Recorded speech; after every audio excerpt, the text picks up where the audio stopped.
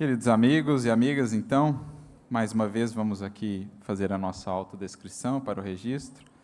Me chamo Arthur Valadares, tenho 36 anos, tenho a pele clara, branca, os olhos e os cabelos castanhos, uso um óculos de grau, tenho uma camiseta azul com um detalhe do Cristo do lado esquerdo e uma estatura de 1,74 m.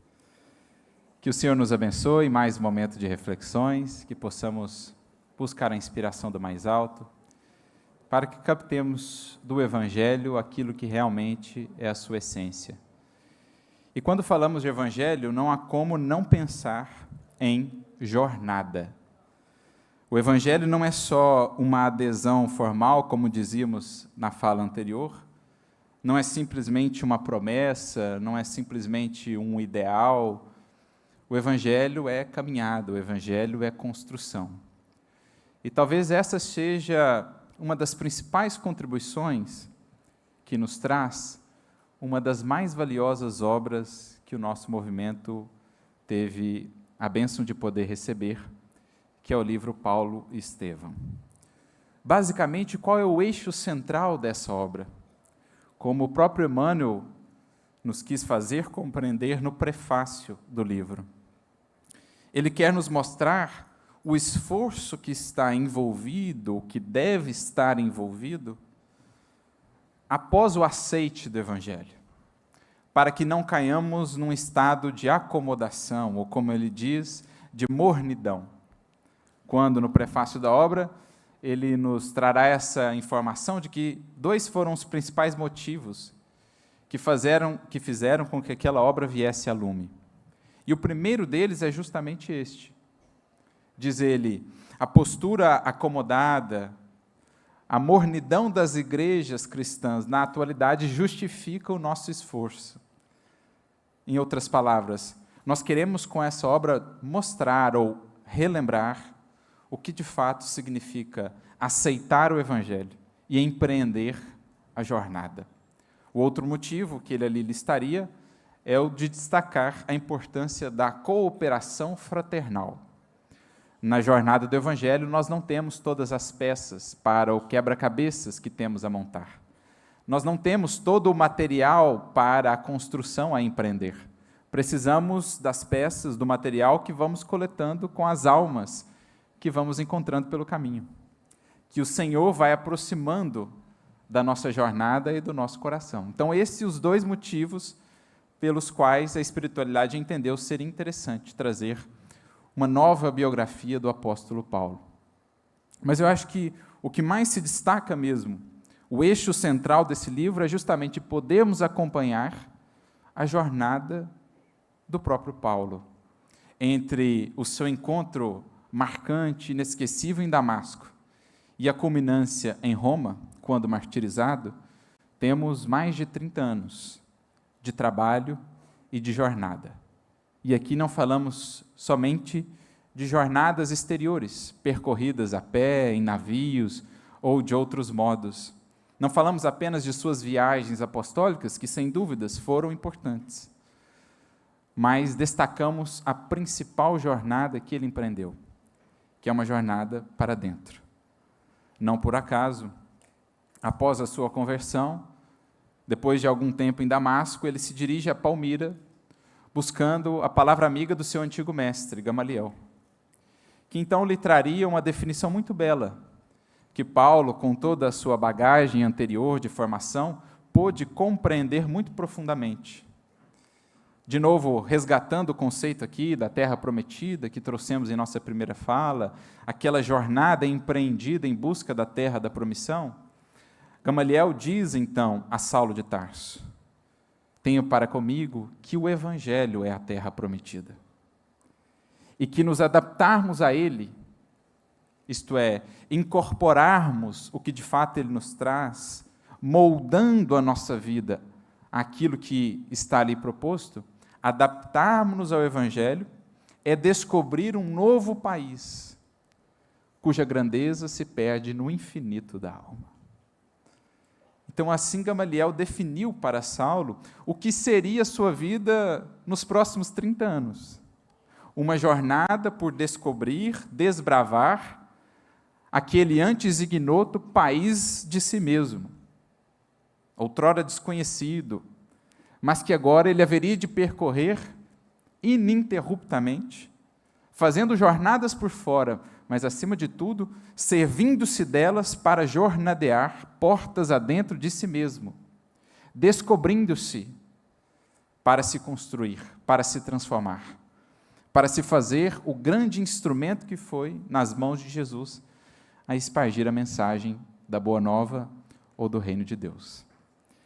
Nesse sentido, então, entendendo o Evangelho como jornada, mais do que meramente um ideal, um sonho, uma utopia, um desejo, entendendo ele nesses termos, vamos ao livro Paulo Estevão, num trecho que julgamos aqui muito pertinente. E ele como que sintetiza tudo isso que nós intentamos aqui descrever. Esse trecho está no contexto do encontro ou daquela convivência de Saulo com Áquila e Prisca no oásis de Dan. Como sabemos, aquele foi um momento muito importante para ele, os 3 anos ali passados, porque ele pôde introjetar melhor os conteúdos que ia recebendo agora do Evangelho, claro, sob um novo olhar. Antes os havia recebido quando, por exemplo, ouviu a pregação de Estevão ou as palavras de Simão Pedro, os recebia já com reticências, com resistências, com um viés que lhe deturpava a interpretação daquela mensagem divina. Não conseguia ver ali algo divino. Mas, removidas as escamas, lá em Damasco, ao toque amoroso de Jesus, ele tinha agora um novo olhar. Então, recebia todo aquele material divino, toda aquela luz que lhe era introjetada no plano íntimo, com uma outra disposição, preparando-se, primeiro, para a longa jornada que haveria agora de empreender, mas que já começava ali. Embora estivesse fixado no oásis por 3 anos, ali ele deu os seus primeiros e mais fundamentais passos naquela jornada que o Mestre lhe havia convocado. E ao fazer o registro, então, de um desses momentos, dos diálogos que ele tinha com Áquila e com Prisca, o Emmanuel, ele assim nos diz: os grandes sentimentos nunca povoam a alma de uma só vez em sua beleza integral. A criatura envenenada no mal é qual recipiente de vinagre que necessita ser esvaziado pouco a pouco. Então, Saulo se propunha a ser agora esse vaso a receber a água pura do Mestre. Mas era preciso, em paralelo, fazer o trabalho de purificação, removendo o antigo conteúdo, o fel, o vinagre, o vinho das ilusões do mundo, que contaminariam essa água. Era preciso purificar-se. Mas isso não se faz de um salto. Isso não é num piscar de olhos. E daí a ideia de jornada, porque quando falamos em jornada, numa jornada vivencial ou de transformação da vida, falamos também de tempo e de perseverança no tempo. Sem essa compreensão, nós ficaremos naquela que tem sido a relação secular com o Evangelho para muitos de nós, que se dá nos seguintes termos: nos encantamos, nos emocionamos, começamos a caminhada e desistimos. Começamos a jornada e desistimos. Porque, não nos enganemos, parte fundamental para essa implementação é a capacidade de perseverar. Diria o Mestre no Evangelho de Lucas: na vossa paciência ganhareis as vossas almas. A palavra traduzida por paciência, do grego hipomone, pode ser também traduzida por perseverança. Sem perseverança, ninguém conquistará a si mesmo. Porque a perseverança é o esforço no tempo. É o seguir na jornada, apesar dos empecilhos que se encontram no caminho. Então, sem isso, não chegaremos a concluí-la. Ao começar a tarefa mediúnica, ali nos primeiros anos ainda, Chico receberia uma orientação de Emmanuel que haveria de norteá-lo por toda a existência, em mais de 70 anos de exercício da mediunidade com Jesus. Emmanuel lhe diria, isso está registrado no livro Testemunhos de Chico Xavier, de Sueli Caldas Schubert. Na tarefa cristã, meu filho, começar é fácil, continuar é difícil e chegar ao fim é crucificar-se. Pois foi o que Saulo descobriu, o que todo sincero discípulo que se transformou à luz do Evangelho veio a descobrir. Que começar com Cristo é fácil, é encantador, é sublime. Dias de muita emoção, mas vêm as lutas, sobretudo internas. E se não existir uma comunhão profunda, cada vez mais profunda, entre o discípulo e o mestre, nos faltará o combustível. Faltar-nos-á a seiva que nos nutre na caminhada. Por isso, continuar é difícil, mas chegar ao fim é crucificar-se, porque é a morte do velho eu, do que éramos, para que uma nova criatura se estabeleça, agora mais aos moldes de Jesus. Ora, essa é a síntese da jornada do Evangelho. Entra uma criatura e sai outra, mas conforme o Cristo. Entra uma criatura em um ano e ao final do ano ela sai já algo transformada. Ao final de 5, ao final de 10 anos, algo transformada, muito mais transformada, ao final de uma existência. Depende da escala de tempo que considerarmos. Mas o chegar ao fim, uma existência inteira consagrada a essa jornada, é realmente crucificar-se. Pede espírito de sacrifício e muito espírito de perseverança também. Então é isso que Emmanuel está destacando, que Paulo foi notando. Ele lidava ali, estando diante de Áquila e Prisca, com os remorsos que ele trazia. Ouviu de Áquila que o seu pai havia sido morto em decorrência das perseguições de Saulo. Então você imagina o que se processava nesse coração. O Evangelho lhe acenava com esperança, com misericórdia, mas ao mesmo tempo ele via dentro de si os conflitos, as memórias amargas, ainda determinados hábitos infelizes, vícios, sentimentos a renovar. E então é aquele trabalho perseverante e constante. Coloca mais da água pura, tira um pouco mais do antigo conteúdo, até que um dia esteja o vaso, de fato, integralmente purificado. Então, não povoam os grandes sentimentos a alma de uma só vez. A criatura envenenada no mal, e qual de nós não estaremos saturados no vaso do coração, no vaso de nossa mente, do mal, aqui entendido como aquilo que nos afasta da lei divina, tantas e tantas posturas, escolhas, hábitos infelizes, que ainda nos saturam o modo de ser. Transformar isso pede-nos tempo, perseverança, constância. Prossegue Emmanuel, a visão de Jesus constituía um acontecimento vivo, imorredouro, mas para que pudesse compreender toda a extensão dos seus novos deveres, impunha-se-lhe o caminho estreito das provas ríspidas e amargosas. Então aqui está para nós o plano.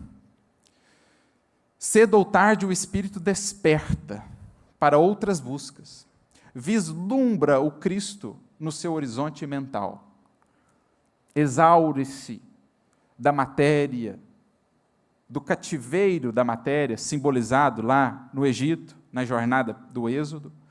Ele começa a vislumbrar esse reino de Deus, ansiar por sua conquista. Mas este reino está lá, e entre ele e o reino há o caminho, há o processo. Então Saulo foi buscado por Jesus, ele o viu, ele contemplou aquela luz, e estabeleceu de si para consigo, esta é a minha nova meta. A jornada do Evangelho começa, obviamente, com um aceite. Se sequer aceitamos o convite, não há ainda jornada a empreender. Mas se já o aceitamos, aí começa um processo. Como dissemos mais cedo, outrora, não compreendendo muito bem a ideia, aquilo que Jesus propunha, nos contentávamos com o aceite. Aceitamos o Cristo, pronto, estamos garantidos no reino. Ele fez tudo por nós. Na doutrina espírita aprendemos que não é assim. Os séculos estão à nossa frente, as muitas existências, as muitas lutas, a imensa jornada, mas uma jornada cada vez mais rica de luz, de esperança, de força, de consolação, embora também prenhe de lutas e desafios. Porque são justamente essas lutas e desafios que vão testar a profundidade do nosso aceite. O quão sincero é o nosso sim para Jesus. Porque dizer a Ele um sim nos dias ridentes é simples. Sermos fiéis ao Cristo quando tudo nos sorri é tranquilo. São nos testemunhos que começamos a ver a profundidade da nossa busca. O quão sincero é o nosso interesse no Evangelho. O quão firme é o nosso propósito. Então foi o que Saulo foi percebendo. Quanto mais luz do Evangelho entrava, quanto mais ele ouvia falar sobre Jesus, pelos manuscritos que ele lia, pelos discípulos com os quais ele conversava, mais lutas a vida foi lhe trazendo, interna e externamente. Luz do Evangelho para dentro, revela coisas antes não vistas. Acende lutas antes adormecidas. Luz do Evangelho para dentro, entende a vida em sua sabedoria, que o discípulo tem agora mais recursos para lidar com essas lutas de ordem exterior. Surgem, portanto, os testemunhos. Viu o Cristo no horizonte? Ótimo. Agora você já tem pelo menos o norte. Vamos agora ao caminho e às lutas no caminho. É bonito isso, porque é o que Jesus disse a ele, quando em Damasco, né? E ele então diz o seu sim para Jesus. Senhor, o que queres que eu faça? Ótimo. Saulo, você deu o sim. Você deu o primeiro passo na jornada do Evangelho. Então, você vai fazer o seguinte: levanta-te, entra na cidade e lá te será dito o que convém fazer. Mas como assim? O que Jesus está dizendo? Ótimo, você aceitou o Evangelho? Então, beleza, ore agora para a sua vida. Prepara-te para as lutas que virão.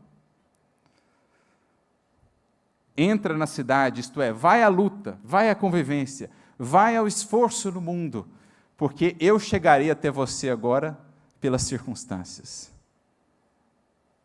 Você já tem a luz do Evangelho? Pois bem, estás mais preparado para lidar agora com as experiências. Por isso que, para Ananias, Jesus diz, eu mostrarei a ele o quanto convém padecer pelo meu nome. E aqui não é o padecimento no sentido superficial, né? Não, eu mostrarei a ele as lutas para consolidar esse aceite. Senhor, o que queres que eu faça? Pois bem, a vida te mostrará então o que eu espero, o que eu proponho a ti nessa jornada vivencial. É interessante porque a gente costumava brincar falando sério, né? Lá no nosso grupo de estudo, no NEP, as pessoas chegavam e começavam a estudar o Evangelho, né, à luz da doutrina espírita, então a gente vai esclarecendo as lições de Jesus e tal, e a gente sempre costumava dizer, olha, você está preparado? Porque, ao longo dos próprios anos e da experiência, o que a gente foi notando? A criatura chegava ali, recebia mais recursos do Cristo, no entendimento do Evangelho, começavam a surgir as provas mais difíceis. Começavam a aparecer as lutas. E não é óbvio isso? Você recebeu o recurso, agora você vai ser aferido, analisado no aproveitamento do recurso. A escola nos ensina isso. Você recebe a lição, a matéria por meses, depois tem a avaliação, não é? Pois bem, a escola da vida também funciona assim. O alto dá-nos os recursos primeiro.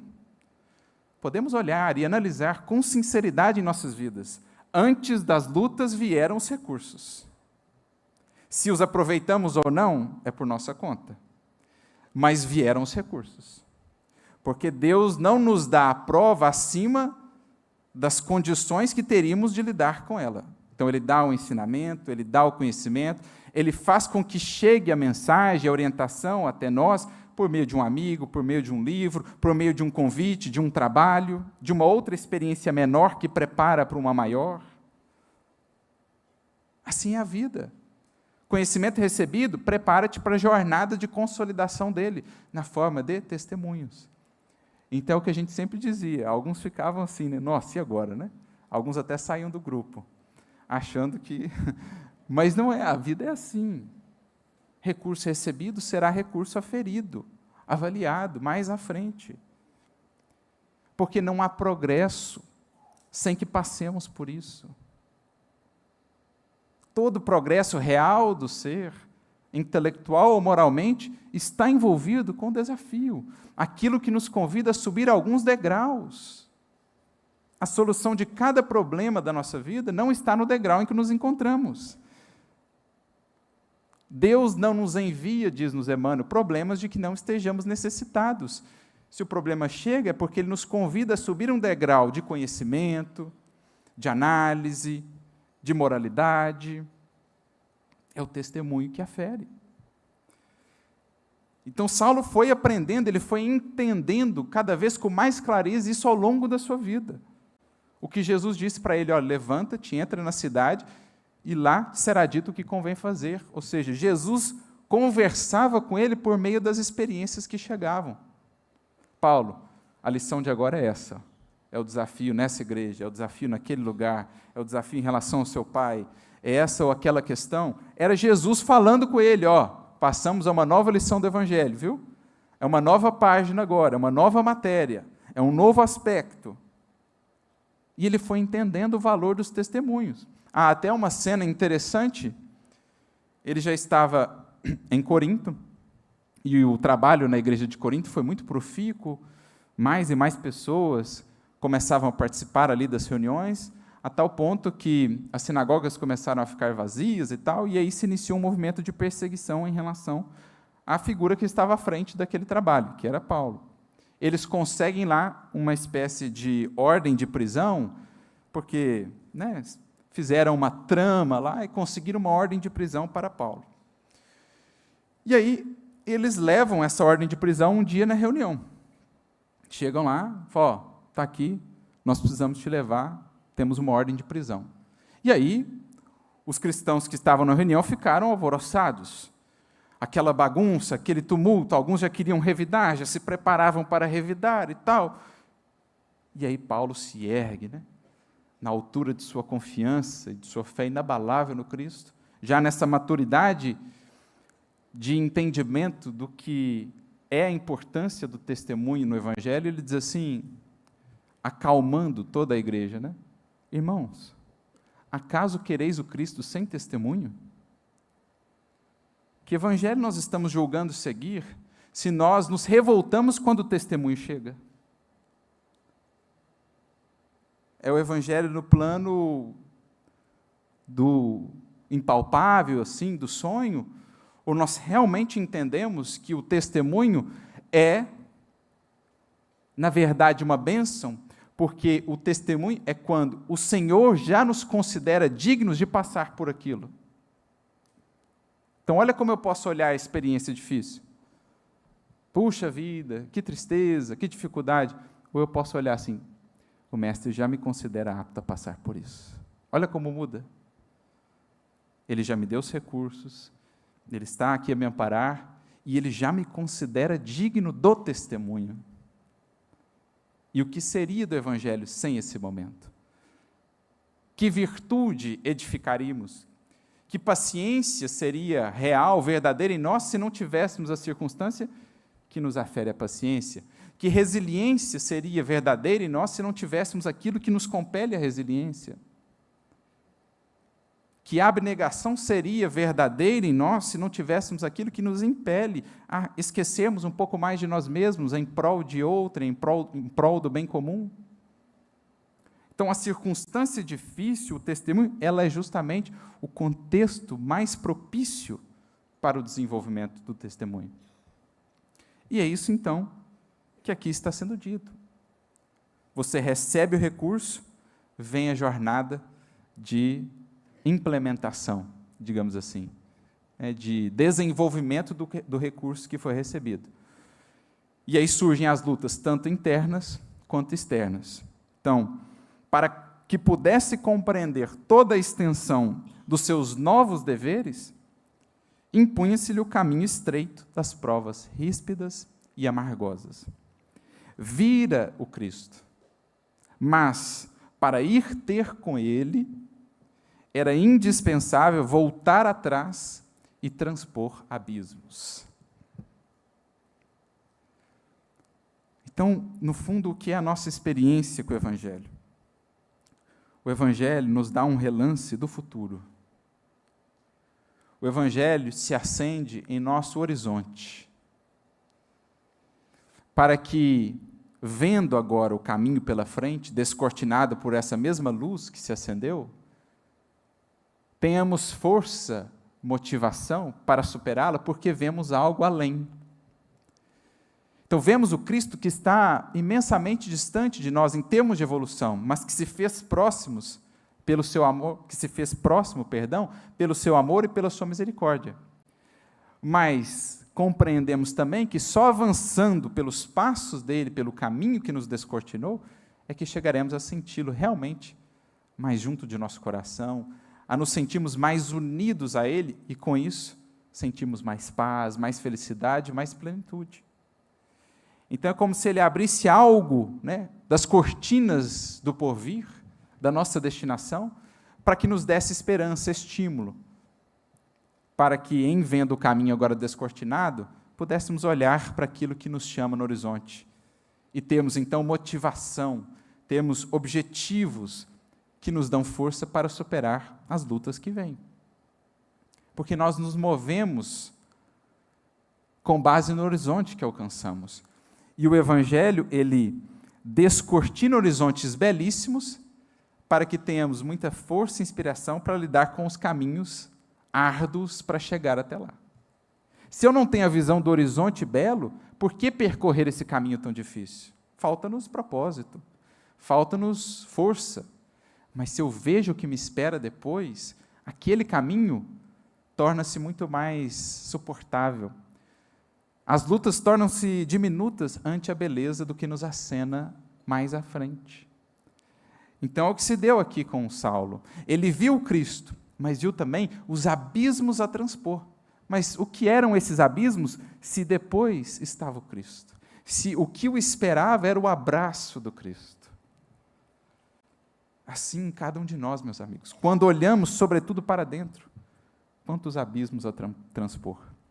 Quantas montanhas a mover? Mas a fé nos faz ver para além das montanhas. A fé move montanhas. E a gente vê a beleza do que nos espera. Diante da beleza e do amor que nos esperam, nada são, ou em nada se tornam as lutas e agruras de agora.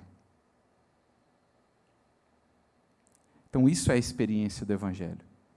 Luz que chega, descortina caminhos e nos convida a percorrê-los, acenando-nos com muitas promessas e esperanças para além desses caminhos, o que é justamente a força para o Espírito percorrê-los.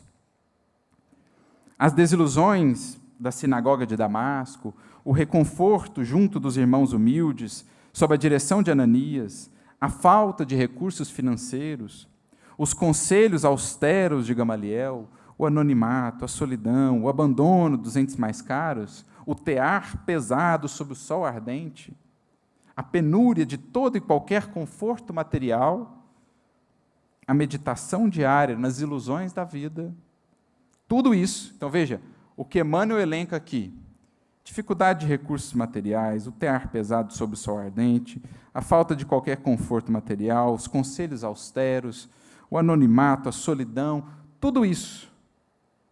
Coisas talvez um pouco agradáveis, outras nada agradáveis, mas tudo isso ao espírito que busca, que tem clareza do horizonte para onde vai, tudo isso se torna material, de edificação, adubo divino que nos fecunda a alma. Então, tudo isso representar auxílio precioso para a sua decisão vitoriosa.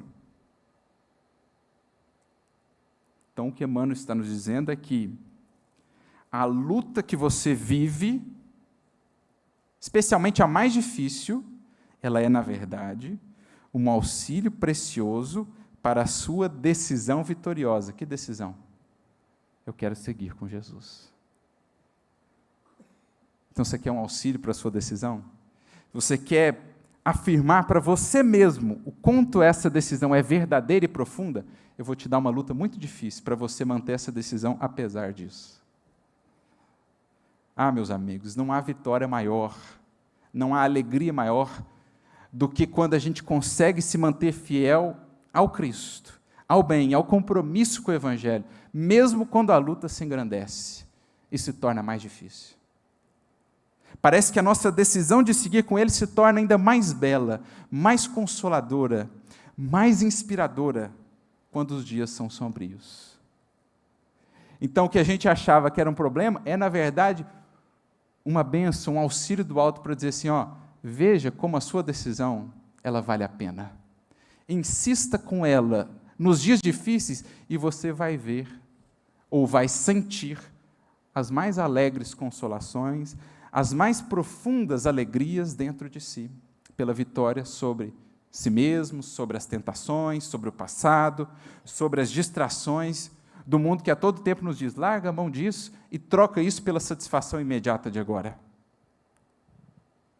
Aí a gente vai entendendo o que Emmanuel nos diz, mais vale chorar sob os aguilhões da resistência do que sorrir sob os narcóticos da queda.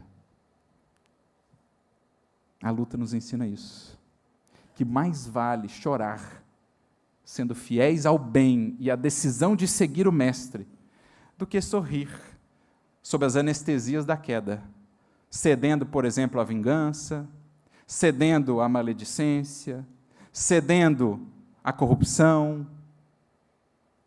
O sorriso talvez surgirá em nosso rosto, escondendo as lágrimas de amanhã. O tempo perdido e lamentado mais à frente. Quantas criaturas a descerem nas valas do mundo sorrindo. Quantas criaturas subindo o Gólgota libertador, chorando, encurvadas sob o peso da cruz, mas de olhos voltados para o céu. Para o horizonte luminoso de esperança que lhes acena. Então é muito bonito ou muito bela essa descrição de Emmanuel, dizendo-nos que os quadros mais desafiadores da vida são, na verdade, meios que a espiritualidade, que o alto tem, de nos lembrar da nossa decisão e do valor dela, vendo-a ainda mais bela e luminosa quando os dias são mais sombrios.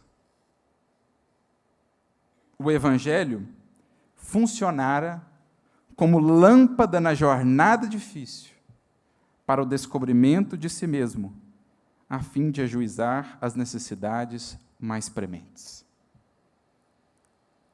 Então aqui ele certamente resgata a conceituação que Gamaliel trouxe a Saulo. Olha, você está começando uma jornada, Saulo, aceitou o convite do Mestre, mas entenda que essa jornada é por um país cuja grandeza se perde no infinito da sua alma, quanto por descobrir em si mesmo quantos problemas, vícios, imperfeições a identificar, quantos potenciais a descobrir, a desenvolver e a revelar. É uma jornada imensa, mas não te esqueças da luz do Evangelho a te amparar nesse caminho, a te dar a força, o consolo, a inspiração, para que não desistas quando as dificuldades primeiras vierem a surgir. No início, tudo é sonho, são as lágrimas de emoção, de encantamento, mas depois virão lágrimas mais amargas, especialmente à medida que nos aprofundamos em nós mesmos e descobrimos realidades que queríamos ignorar. Nessas lutas ou nesses momentos é que o Evangelho precisa estar ainda mais junto de nós, mais próximo do nosso coração. Porque descobrir-se não é fácil, mas descobrir-se amparado pela misericórdia do Cristo torna-se mais fácil.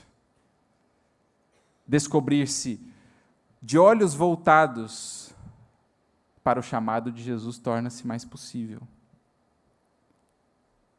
E é isso que ele foi fazendo. Luz que se acendia na sua alma, clareando as necessidades mais prementes. O que temos a fazer aqui dentro, o que temos a trabalhar. Né? Vão se revelando cômodos ou zonas desse nosso campo interior, áreas desse país outrora ignoto, desconhecido, vão se revelando e mostrando-nos o trabalho ali ainda a fazer. Cômodos a ajustar, a bagunça interna em determinados cômodos dessa casa mental, zonas ainda pantanosas do campo de nossa alma que outrora ignorávamos. Tudo isso vai sendo revelado por essa lâmpada que se acende, pelo estudo do Evangelho, pela busca da divina mensagem. Mais luz, mais consciência, mais senso do dever, do que fazer.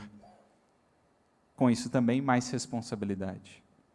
Para muitos, a responsabilidade será um mero fardo, mas para nós, à luz do Espiritismo, já entendemos que sem responsabilidade não há, de fato, liberdade. Não há sequer progresso. Só avançamos quando conscientemente escolhemos nos aplicar ao bem. Perseverar nessa jornada de transformação. Isso é progredir. Então, é o que os espíritos vão dizer a Kardec, quando tratam ali do progresso intelectual, do progresso moral, na questão de número 780A de O Livro dos Espíritos. Kardec pergunta se há uma correlação entre o progresso intelectual e o progresso moral. Ao que os benfeitores responderão: sim, em geral, o progresso intelectual antecede, o progresso moral e o engendra. Essa é a palavra de que ele se serve. O progresso intelectual engendra o progresso moral. Kardec, então, pergunta, para tentar esclarecer mais o que é esse processo: como assim o progresso intelectual engendra o progresso moral? Porque ele torna para o homem, para a criatura humana, mais compreensíveis o bem e o mal. Desde então, ele pode escolher com mais consciência. Então, o desenvolvimento da inteligência acompanha o do livre-arbítrio, ou do livre-arbítrio acompanha o da inteligência e aumenta a responsabilidade dos atos, dizem os Espíritos. Então, meu primeiro contato é com o Evangelho texto, que tem um potencial de luz. No esforço por entendê-lo, eu acesso o Evangelho Espírito, mensagem. Essa sim projeta luz em meu mundo interior, em minha consciência. Mas ela projeta luz para que eu saiba melhor escolher ou discernir como agir nesta ou naquela circunstância. Ou para que eu tenha mais clareza em relação a atitudes e posturas que eu tenho que não estão condizentes com a proposta da lei divina, com o Evangelho. Uma vez que eu compreendo isso, tenho trabalho pela frente a fazer. Melhorar o que está em desacordo e implementar o que ainda não foi implementado. Eis a jornada, eis o trabalho a fazer. E as lutas que virão para nos dar ocasião de consolidar a lição. Então o Evangelho, ele começa seguindo lá os passos de Alcione, que são bastante norteadores para o nosso estudo do Evangelho hoje, em nosso movimento espírita. Muito do trabalho de Emmanuel gravita em torno desses passos. A mensagem do Evangelho precisa ser conhecida. Primeiro, a intimidade com os textos, com a mensagem em si, conhecê-la, começar a me debruçar sobre ela, para que então seja meditada, alcançar o espírito da mensagem, a luz mesmo que se acende na alma, clareando o que fazer, o que não mais fazer, trazendo no senso de discernimento o que é dever, o que não é, o que deve ser mantido, o que deve ser deixado. E aí, a escolha do Espírito. Quero seguir ou desisto mais uma vez? Quero ser fiel, aplicando minha jornada da vivência, ou ainda voltarei para a experiência acomodatícia com o Evangelho? A mensagem precisa ser conhecida, meditada. E aí chegamos ao ponto em que Saulo aqui se encontrava, para que ela seja sentida. Ele já vinha conhecendo ela, algo meditando nela naqueles dias no oásis de Dan, e agora começava a ver os primeiros choques entre o antigo sentir e o novo sentir proposto por Jesus. É aí, geralmente, em que paramos. É aí, geralmente, em que estacionamos, quando vemos o quão visceral deve ser a mudança. Talvez porque também julguemos que estamos sozinhos nela, nos esquecendo que estamos com Ele.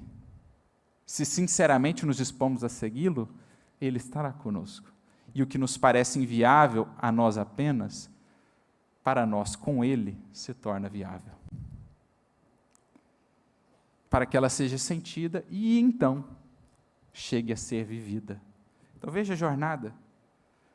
Quantas lágrimas, quanto suor, quantas lutas, quanto tempo entre o conhecer e o viver. De um aspecto do Evangelho, e são muitos. Quanto tempo entre o conhecer e ouvir falar da virtude e da humildade e o chegar a implementá-la lá na ponta. Quanto tempo entre o conhecer e ouvir falar da virtude e da fidelidade e o chegar a implementá-la lá na ponta. Pois bem, está aí a jornada do Evangelho. E no meio disso tudo, anos, séculos, existências, estará o amparo divino, ofertando-nos recursos, estímulo e circunstâncias de validação desse sim, de confirmação dessa decisão de seguir. Então essa é a jornada do Evangelho, do conhecer ao viver, passando pelo meditar, pelo renovar o sentimento, do qual deriva depois a vida nova. Tudo começa no plano do sentimento. Então a gente vê que a vida de Paulo, ela é em si mesma, toda a epopeia do livro Paulo Estevão, em especial na segunda parte, ela é uma ilustração viva para nós do que é o Evangelho de fato. Para que deixemos para trás antigas e já viciadas experiências com a mensagem de Jesus, em que a temos conhecido, mas de caráter ou numa ordem mais superficial, um evangelho moldado aos nossos interesses, às nossas conveniências. Portanto, o evangelho que não chega a cumprir a sua função em nós. Estamos, de alguma forma, vinculados a ele, mas ainda não introjetados nele, ainda não enraizados nele. Essa experiência é preciso deixarmos para trás e olhemos para este Evangelho, que no início é encantador, comovente, mas de nada nos adiantaria subirmos em rompantes de emoção ou de emotividade às esferas sublimes para depois descermos ao mesmo padrão de vivência de séculos. É preciso nos esforcemos por subir consolidando a subida, de fato, galgando os degraus da experiência.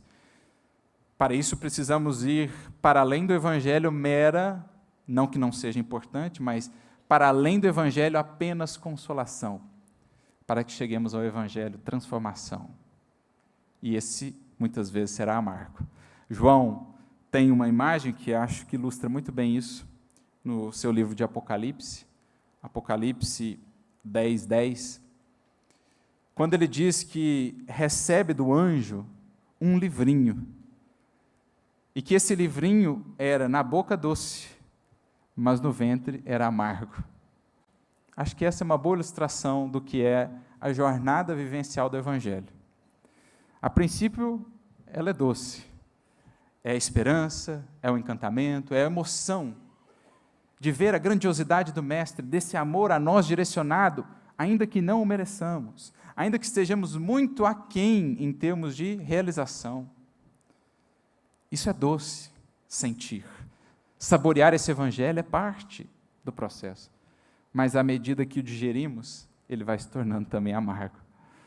Porque vamos então notando a dimensão da luta a ser empreendida.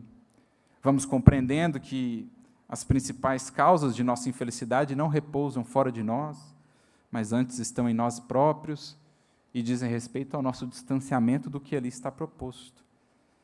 Então o Evangelho clareia, traz esperança, apresenta o norte, mas também incomoda, porque revela tudo a ser feito. Mas se é amargo, se a gente persevera, toma o remédio que saneia, que cura, depois ele volta a ser doce. Porque é como o enfermo. Quem tomando remédio amargo, sente depois as alegrias da convalescença e da saúde que retorna.